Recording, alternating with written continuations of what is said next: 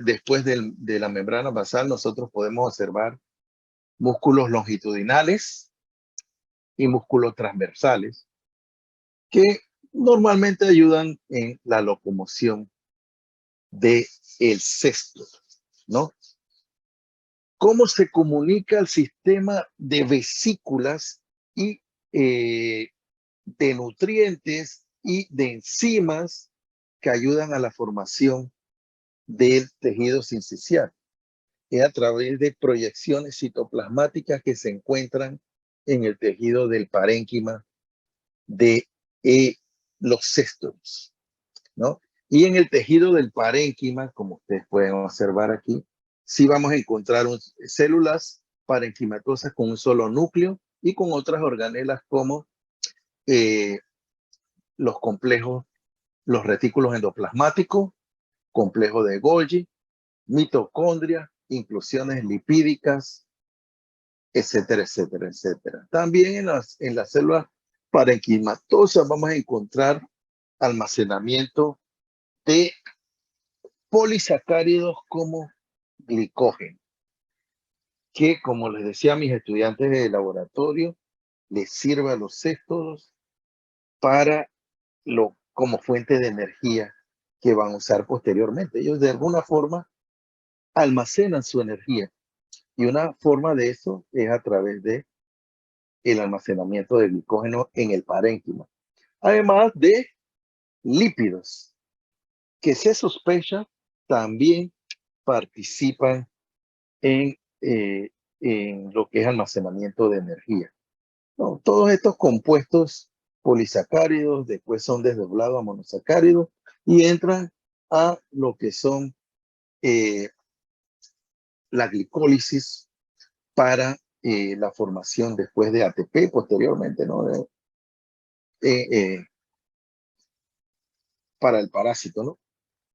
Entonces, la membrana plasmática sirve como barrera semipermeable que permite también lo que es el intercambio de gases, el intercambio de nutrientes en lo que son los cestos. Algunos son transportados activamente, otros pasivamente, otros por vesícula, por lo que son procesos como pinocitosis, endocitosis, etcétera, etcétera, etcétera. Como ustedes saben, ellos dependen, el término parásito ya define que estos individuos o vermes o gusanos, ellos tienen una dependencia metabólica y por lo tanto nutricional en el ambiente donde ellos se desarrollen. Ellos tienen que contener compuestos inorgánicos, compuestos orgánicos, ¿no? Que les ayuden a sobrevivir de diversas formas. Entonces, los céstodos, como otros parásitos, tienen dependencia metabólica.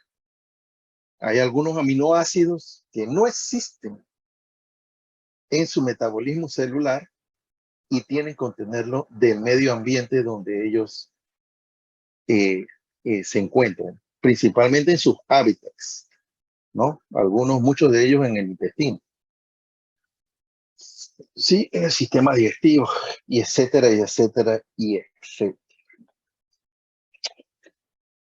¿Qué pasa también con estos gusanos tan interesantes? Podemos observar en la figura que vemos a continuación que ellos tienen un cuerpo que está formado por una cabeza. Le dicen cabeza, ¿no? Pero en realidad es el extremo anterior, en la cual tú vas a encontrar lo que es un escólex. Y dentro del escólex puedes encontrar diversas cosas, depende si es armado, si no es armado, ¿no? Que puedes encontrar ventosa, puedes encontrar hendiduras llamadas botriox, puedes encontrar escólex, ¿no? Sobre todo aquellos que son hexacantos, ¿no? Los que tienen. Y la disposición de estos, de estas, de, por ejemplo, las proyecciones como del escólex, la disposición en filas, por ejemplo, representa, representa una característica de valor taxonómico para entonces reconocer eh, la especie o por lo menos el género de estos parásitos, ya sean ciclofilidios o pseudofilidios. Yo no sé si el profesor del laboratorio en Santiago les habló de los los que son ciclofilidios y pseudofilidios, los dos principales órdenes que nosotros tenemos que estudiar en el laboratorio porque son parásitos causantes de enfermedad en humanos. Entonces, ¿qué más puedo decirles resumiendo la biología parasitaria de los céspedes? Que ellos en su extremo anterior, además de lo que es el escólex y las hendiduras, ¿no? Que están en el escólex o las ventosas que encuentren allí, ¿qué les iba a decir? Que estas, lo que es ventosas, lo que es botrios, lo que es el escólex, les sirve para adherirse en el hábitat donde ellos van a desarrollarse hasta la forma adulta, claro, en el hospedero definitivo. Entonces, esto le va a permitir sobrevivir por mucho tiempo, de meses a años, dependiendo de la especie. Pero no solamente vamos a encontrar esto en lo que son estos interesantes vermes. También después de el extremo anterior vamos a encontrar una parte corporal que denominamos, bueno, yo les voy a ir señalando. Aquí está lo que encontramos aquí, es el extremo anterior. Y aquí está lo que yo llamo, lo que muchos parasitólogos llaman descoles, que como yo les dije puede tener o ventosas, botrios, y él puede ser armado, ¿no? Dependiendo si tiene ahí espículas, ¿no? Y la disposición de esas espículas en filas o hileras es un patrón taxonómico a seguir, o la presencia de ventosas, por ejemplo. Después de esto que ustedes ven que está en el helminto, le sigue una región llamada cuello, que es bastante activa metabólicamente y en términos de división celular, porque de ella se producen entonces los siguientes segmentos llamados proglótides. Esos proglótides tienen ciertas características específicas que también son patrones que definen o géneros o especies. Si ellos son alargados o son anchos, la disposición de los órganos masculinos y femeninos en estos segmentos o proglótides también definen género, especie, orden, tiene valor taxonómico. Entonces, ¿cómo se forman los proglótides? Los proglótides se forman a partir del cuello, se van formando. Y como yo explicaba en el laboratorio, los primeros segmentos o proglótides a formar tienen órganos definidos masculinos, ¿no? De allí en adelante, si ustedes siguen la longitud del cuerpo del gusano, van a encontrar segmentos más maduros que van a tener tanto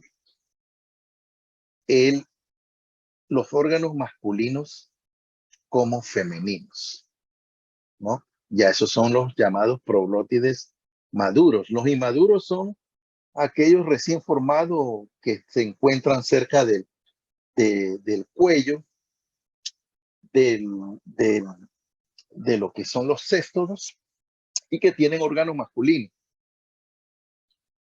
Entonces, estos céstodos tienen también los que ya son maduros y que tienen los órganos masculinos y femeninos, como ustedes los pueden ver en esta figura aquí, ¿no? Que allí podemos, por ejemplo, observar el útero, ovarios, la vagina, las aberturas genital, que también es un patrón bastante, la posición de la abertura genital también define a nivel taxonómico una especie de otra, ¿no? Eso más otros patrones encontrados en otras regiones como el Scolex, ¿no? Y también, por ejemplo, aquí hay uno, este creo que es de Tenia, en el cual pueden encontrar ovarios, la vagina, el poro uterino, el útero, y por aquí van a encontrar lo que son los órganos sexuales masculinos. Eso en los segmentos ya maduros, pero existen unos segmentos que, bueno, que se denominan en portugués son grávidos, que en el cual solo van a encontrar lo que es parte de los órganos sexuales femeninos, sobre todo el útero, llenos de huevos. No, estos segmentos en la mayoría de los ciclofilidios, los proglótides grávidos, como yo le digo, ¿no? Otros jóvenes en el laboratorio le decían embarazados, ¿no? Estos proglótides grávidos tienden en los ciclofilidios, en esta orden de ciclofilidios, a sufrir lo que es un desprendimiento por un mecanismo llamado apólisis. Es una forma de diseminación, ¿no? De su descendencia a través de los huevos. Se me había olvidado decirle que estos también son ovíparos, ¿no? Las hembras, digo, los proglótides producen huevos, ¿no? Y estos huevos les sirve para la diseminación de su descendencia. ¿Cómo se reproducen estos? Puede ser de dos formas.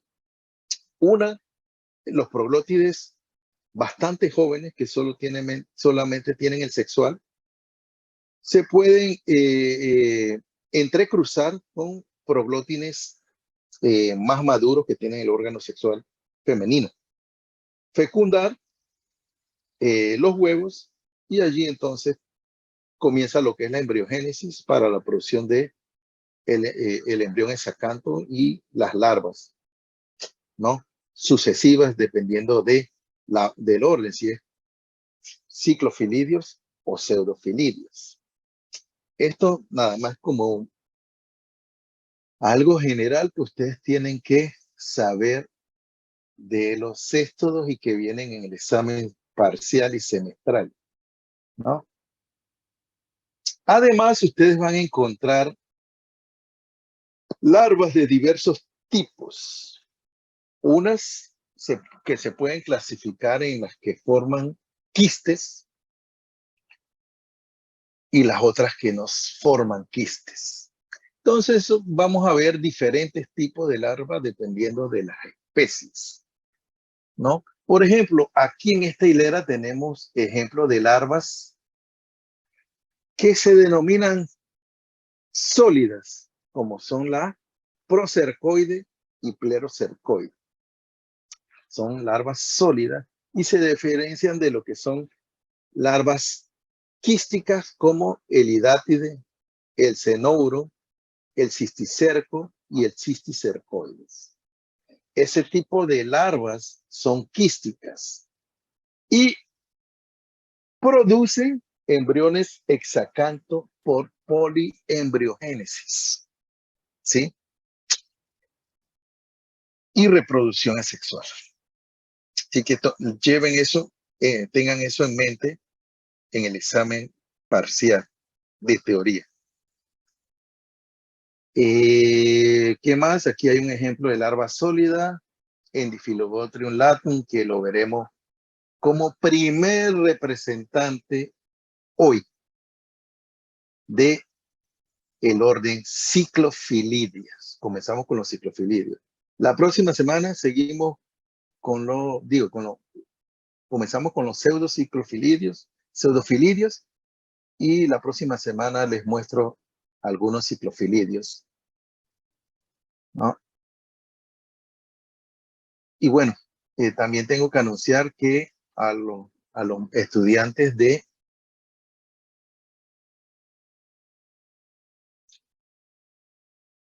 ¿quién es esto? Luis Martínez dice, prof, los estos son hermafroditas. Sí, son hermafroditas. Ellos tienen en el mismo individuo órganos sexuales masculinos y femeninos y son capaces de reproducirse. ¿No? Por ese entrecruzamiento, esa fecundación cruzada que existe entre proglótides. Pero también se me olvidó decirles que si hay un individuo en el mismo hábitat que está cercano a ellos, también puede ser un entrecruzamiento entre individuos que estén próximos en el mismo hábitat, como por ejemplo el intestino. Ajá. Entonces, Luis, tú me dices que la medida que los proglótides están más lejos del escole se presentan los órganos sexuales femeninos. No, te dije, primero los inmaduros, proglótides inmaduros. Después, los proglótides maduros que tienen ambos órganos y los proglótides grávidos. Claro que los proglótides inmaduros que tienen ambos sexos van a estar más cerca de lo que es el cuello del verme que los proglótides grávidos, que son los que caen. Esa es una estrategia, ¿no? Los grávidos son los que tienen huevos en abundancia, ya están fecundados, ya está lleno de huevos, dependiendo de la especie, colocan miles de huevos diarios y estos proglótidos se desprenden por un fenómeno llamado apólisis y entonces garantiza que estos proglótides que se encuentran en la heces y lleguen al medio ambiente den continuidad a los ciclos de transmisión y a la vida de esta especie en zonas endémicas. Así que, si comienza como macho y en realidad el organismo es hermafrodita, ese es parte de su biología. No es que se vuelva hermafrodita, la especie es hermafrodita. Ya es parte de su biología ser hermafrodita, ¿no? Y eso lo vamos a ver en las clases de teoría. Así que bueno, ¿tienen alguna otra pregunta además de Luis Martínez? Profe, sí, yo Entonces, mismo tengo otra preguntita. Es sí, que yo leyendo aquí con respecto a los sextos, yo sé que dependiendo de las ventosas, o sea, hay diferentes tipos de ventosas. Yo sé que está la botrial, las la, acetabulares, y también hay otra que es que no sé esa en qué sexto se disculpe, que es la Otrix. Ese no sé la, dónde se... sí, esos son, se da en cestos, pero estos cestos son de animales silvestres. Y por eso yo les dije en el laboratorio que no lo íbamos a ver, sino solamente dos órdenes, ciclofilidios y pseudofilidios. Y entonces, cuando hablas de lo que son ventosas, las botrias no son ventosas, son hendiduras que se encuentran en el escólex, en la parte anterior, ¿no? Que son muy diferentes a lo que son ventosas, suctoras que sirven para adhesión. Entonces, estas botrias los vamos a encontrar en los pseudofilidios, no en los ciclofilidios. Entonces, por eso es un carácter taxonómico que podemos utilizar para separar esas órdenes, ¿no?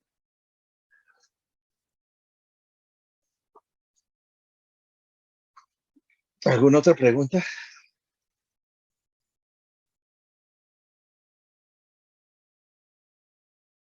Si no, pasamos al siguiente representante.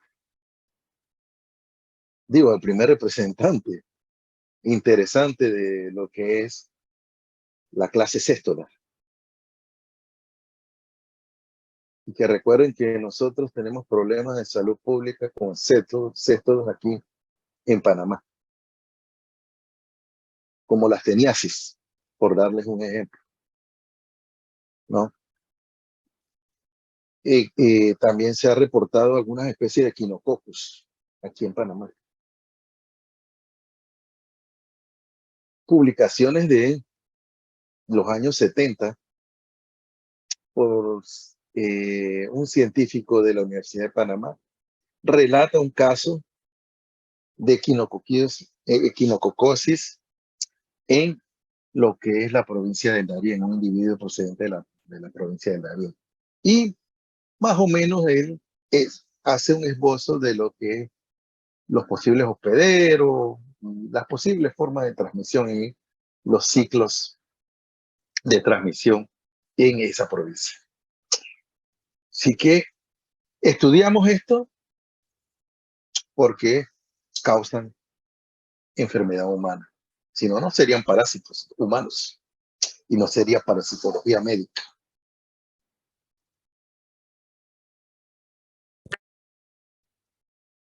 ¿Alguna otra pregunta? Antes de entrar en lo que es el primer representante. Creo que no hay más preguntas, profe. Pregunten hoy porque mañana pregunto yo.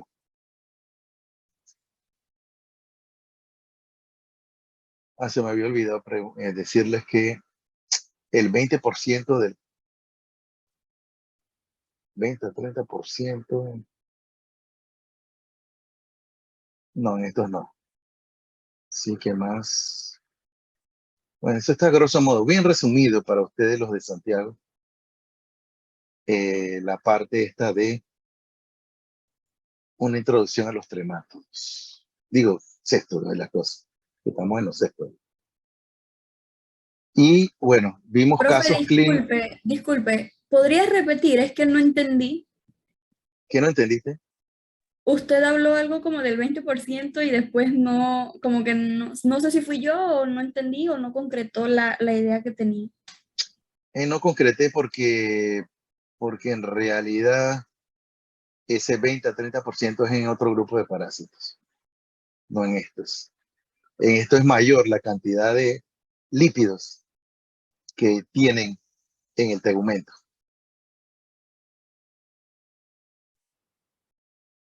Ah, profe, Entonces, gracias. entonces seguimos, ¿no? Con los grupos interesantes de cestos. Y el primero que vamos a ver hoy creo que es Difilobotriasis. Muy interesante porque Difilobotriasis hay como 3 especies circulando en América. Además del Difilobotrius latum, que tuvimos la oportunidad de ver en el laboratorio, ¿no? Los huevos y el adulto.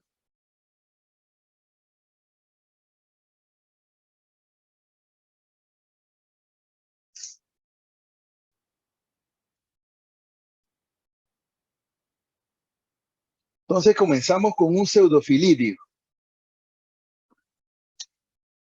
Muy bonito, de la clase, digo, un cesto muy bonito, que llega a medir hasta 1 metro. No, este es más grande que lo que es las espirometras. Esta llega a tener varios metros, hasta 10 metros de longitud. Los representantes de el género Difelobotrys. Entonces vamos a definir. Oye, ¿ya tienen otra pregunta?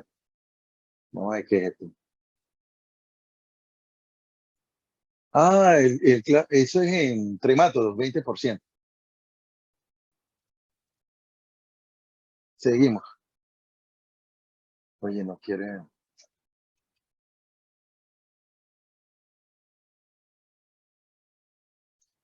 Entonces seguimos. Y aquí vamos a comer. Esto es solamente para que ustedes vean lo que vamos a ver con este parásito. Descripción del agente causal, taxonomía, morfología, biología, ciclo evolutivo, hábitat, reproducción, acción patogénica, manifestaciones clínicas, métodos diagnósticos, fármacos empleados para el tratamiento y prevención. Todo esto en orden y también como preguntas de examen parcial y semestral, ¿no? Entonces comenzamos con la difilobotriasis. Es una zoonosis. Y para la gente de Santiago, ¿qué es una zoonosis?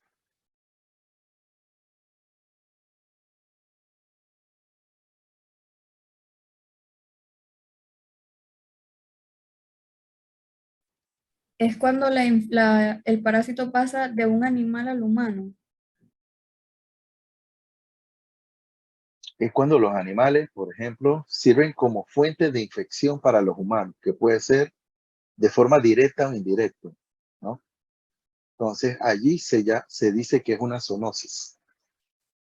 Entonces, si yo estoy diciendo que la difilobotriasis es una zoonosis, hay intervención de un animal como hospedero, ¿no? O de varios animales como hospedero. Eso lo veremos más adelante. Entonces, esto es causado por la difilobotriasis por cesto del género Difilobotrium, cuyo estado adulto se desarrolla en mamíferos, aves, piscívoras. Cuando hablo de aves piscívoras, son esas aves que les gusta zambullirse, puede ser en el mar, puede ser en estanques, para comer peces, ¿no? Para agarrar peces y comerse. Y sus fases larvarias se forman sucesivamente en ambientes acuáticos, ¿no? En hospederos como crustáceos, copépodos y peces, respectivamente. La infección humana y en general de los hospederos definitivos es adquirida por consumo de carne cruda o mal cocida, de peces principalmente, además de crustáceos, ¿no? Así que así definimos lo que es difilobotriasis, una zoonosis causada por cestos del género Difilobotrium, ¿no? Entonces aquí está la taxonomía reducida desde el reino Animalia, del filum Palatinmintes, la clase que estamos viendo, Cestoda. Allí entonces, a diferencia de otros, el orden es Difilobotridia, familia Difilobotridia, género de Filobotrium, y bueno, lo que yo revisé en la literatura me indica que hay 3 especies, pero ya verá más adelante que encontré una más, además de Diphyllobotrium latum, Diphyllobotrium pacificum y Diphyllobotrium dendriticum, que ocurren en el hemisferio norte, tanto en el hemisferio norte como en el hemisferio sur de nuestro planeta. Hay una especie que ocurre solamente en el hemisferio norte y que lo van a ver más adelante. Entonces, ¿cómo es este gusano? Ya les dije, ¿no? 3 a 10 metros de longitud. Claro que tiene proglótides. Estas proglótides son bien anchas. Más anchas que, por ejemplo, que largas. Y ese es un patrón o una característica que diferencia este gusano de otros, como por ejemplo ciclofilidios, para darles un ejemplo, tenia, que tiene segmentos o proglótides mucho más largos que anchos, ¿no? Entonces, tiene más de 10 metros o mide entre 3 y 10 metros, pero y puede tener hasta 3000 proglótides. Entonces, ¿qué tiene en la cabeza, según algunos parasitólogos, o escoles, o región anterior, como yo le digo, que para mí ese es un órgano más de fijación en el hospedero? Él tiene 2 botrios. Estos son los botrios, ¿no? Que se encuentran en el escolex, que son hendiduras, 2 hendiduras longitudinales llamadas botrios.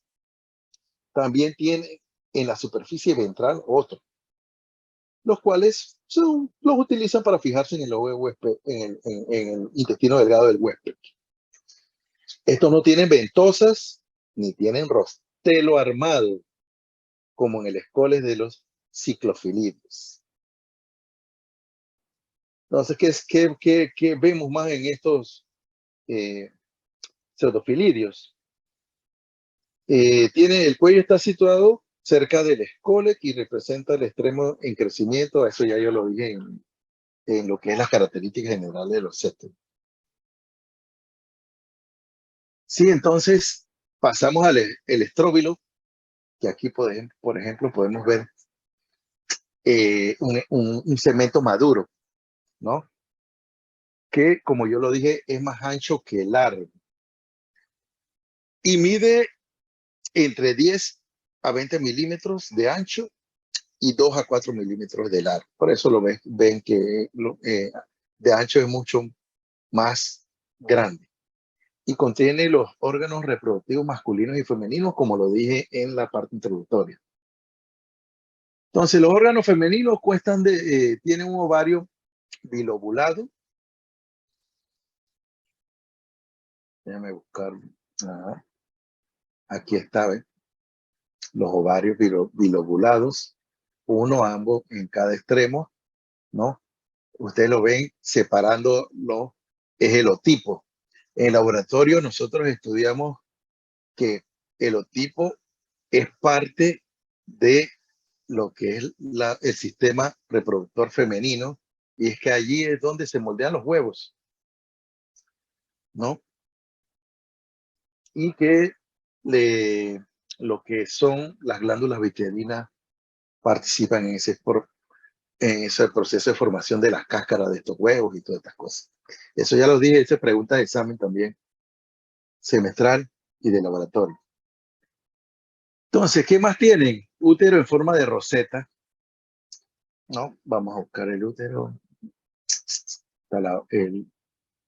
El útero está aquí, forma de roseta, enrollado, como lo ven aquí, glándulas vitelinas diseminadas a través del proglótide, y tiene una vagina, que está aquí. por el poro genital, a diferencia de los ciclofilidios,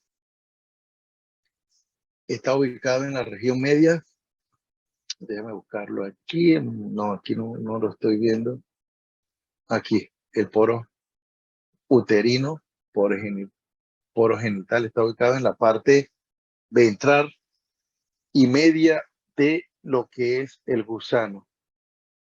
Entonces, los órganos masculinos consisten en testículos, bases deferentes y cirro, que eso ya lo hemos visto en los tremátodos. Entonces, saben que proglótides maduros tienen ambos órganos y cuál es la constitución de cada órgano. En el caso del masculino tiene testículos, vasos deferentes y cirro.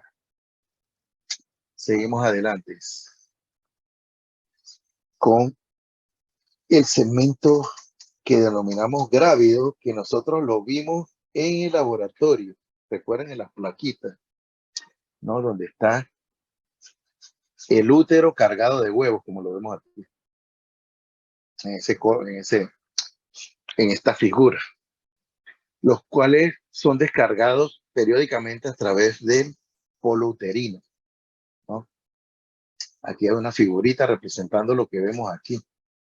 Está el ovario, que está abajo, el útero con huevos y lo que es el cirro, que ya viene siendo un órgano sexual masculino. Esto es lo que es el Diphyllobothrium latum y se aplica para otros gusanos del mismo género, ¿no? Entonces, algunos segmentos terminales, como son estos grávidos, se reducen en tamaño y se vacían debido a la descarga constante de huevos y rompimientos del cuerpo. Por este mecanismo pasan a las heces y este mecanismo, a diferencia de los ciclofilidios, se le denomina pseudoapólisis.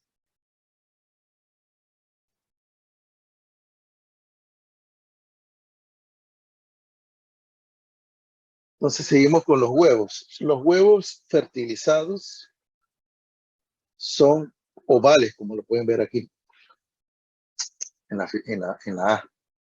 Y miden 70 micrómetros de largo y 50 micrómetros de ancho.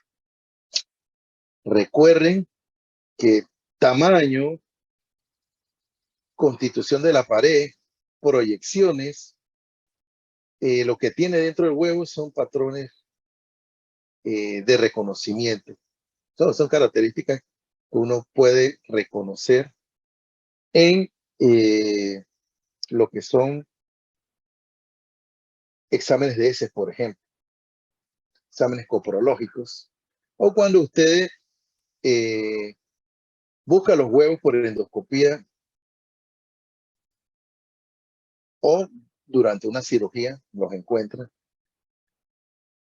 en segmentos, en partes específicas de nuestro cuerpo. Entonces, ¿qué más características tienen estos huevos? Son operculados en uno de los extremos, como lo pueden ver aquí.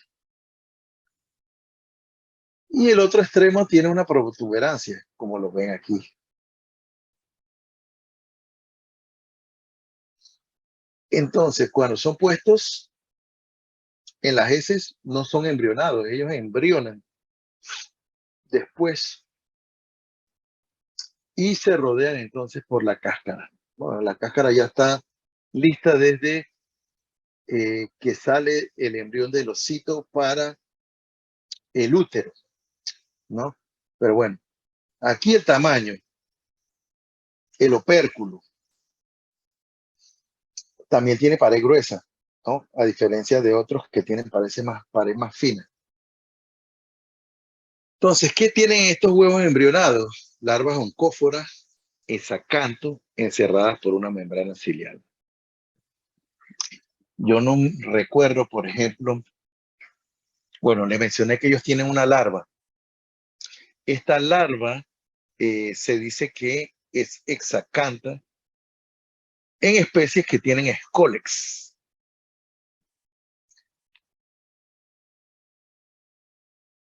En este caso, en los huevos de este pseudofilinio, sí encontramos larvas exacantes.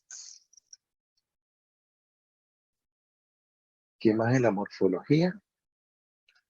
Hay una larva de primer estadio llamada coracidio, una larva de segundo estadio o larva L2 llamada procercoide y una larva de tercer estadio denominada plerocercoide. Entonces, eso lo veremos mejor en el ciclo de vida. Entonces, en países endémicos, nosotros encontramos los ciclos de transmisión donde estanques, por ejemplo, de agua dulce, riachuelos de agua dulce, donde se dan todas las condiciones. Más adelante les hablaré de las condiciones socioeconómicas de los individuos llamados, ¿cómo es que yo le llamaba a ellos? Riberinos, porque ellos viven en la ribera de estos cuerpos de agua. En estos sitios endémicos, el hombre, como ustedes ven aquí, representa el principal hospedero definitivo. A diferencia de otros ciclofilidios que vamos a ver más adelante, el hombre en el Diphyllobothrium latum es el principal hospedero. Este ciclo también se parece a los de otros Diphyllobothrium y vale para todos ellos. Entonces, ¿qué pasa? Las hembras ponen sus huevos. Ah, no, también se me olvidó mencionar. Existen otros hospederos definitivos en lugares endémicos, como son los perros y los gatos, que ayudan a lo que es la perpetuación de los ciclos de vida de estas céstodos en lugares endémicos. También colaboran allí, mantener ese ciclo de vida. Entonces, ¿qué pasa con, y hay una pregunta ahí? Diphyllobothrium caninum, yo no lo encontré en la literatura como caninum. En este caso, vamos a encontrar espirometras, que son otras,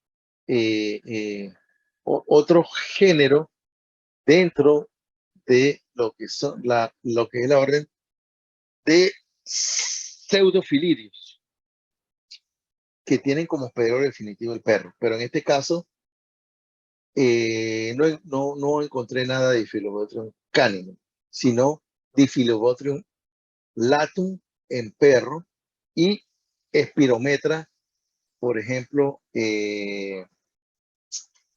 como te digo, ¿cuál es?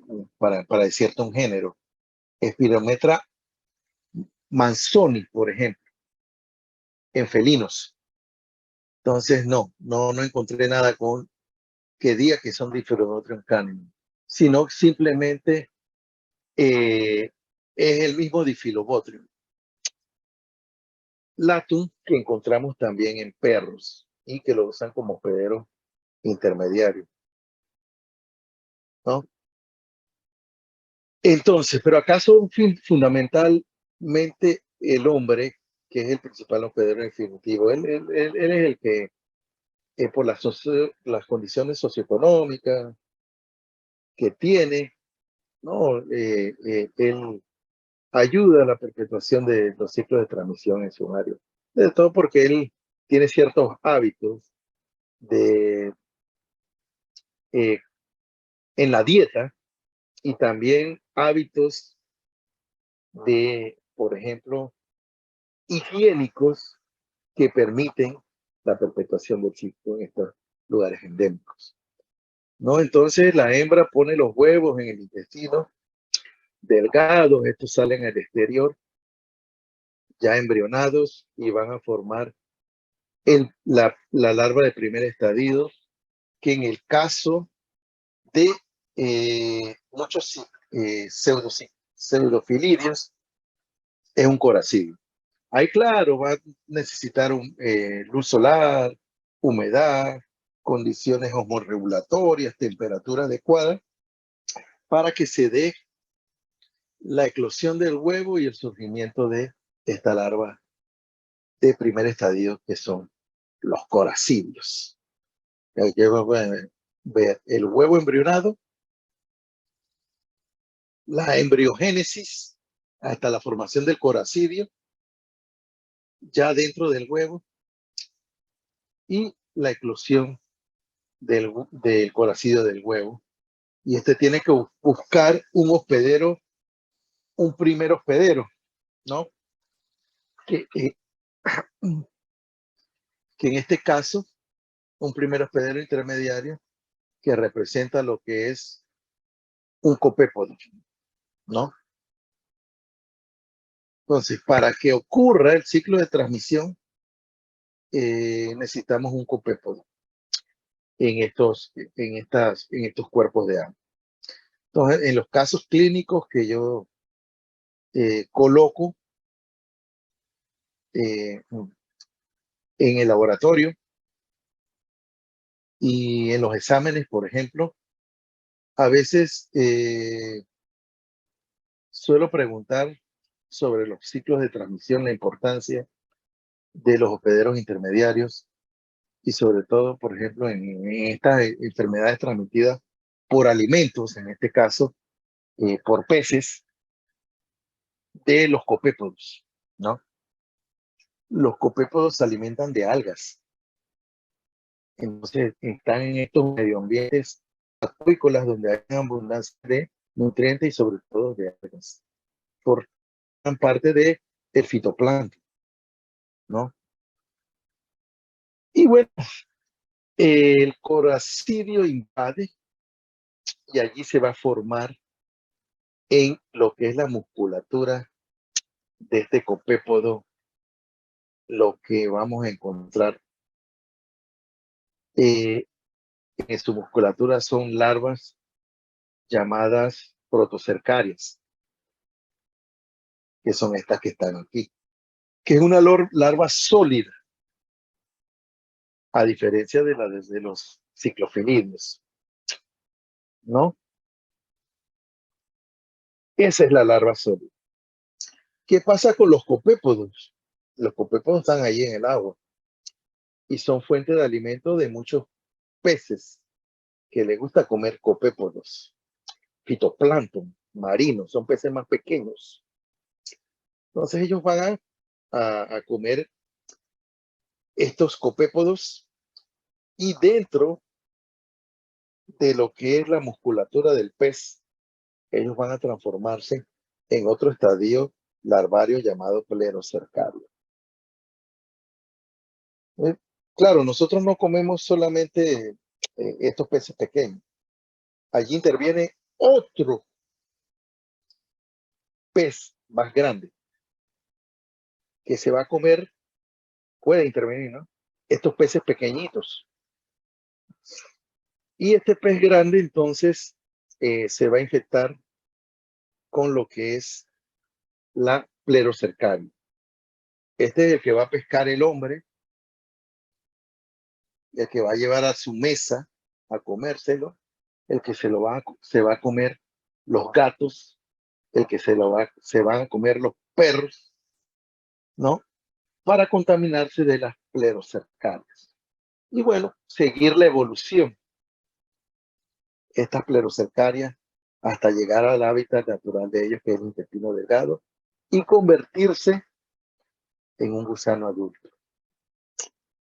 Así es el ciclo de Phyllobothrium latum, resumidamente. Bueno, ¿qué le pasa? ¿Qué le pasa?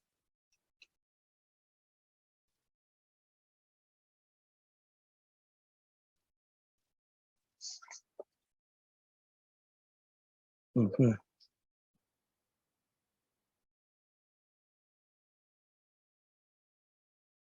Chuleta, ¿dónde me fui? Se quedó como, me fui a la pirometriasis, parganosis.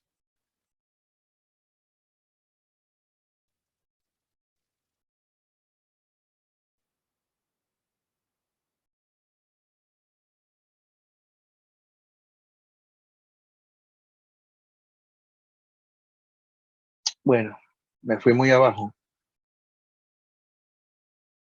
Estábamos por el ciclo de vida, ¿verdad?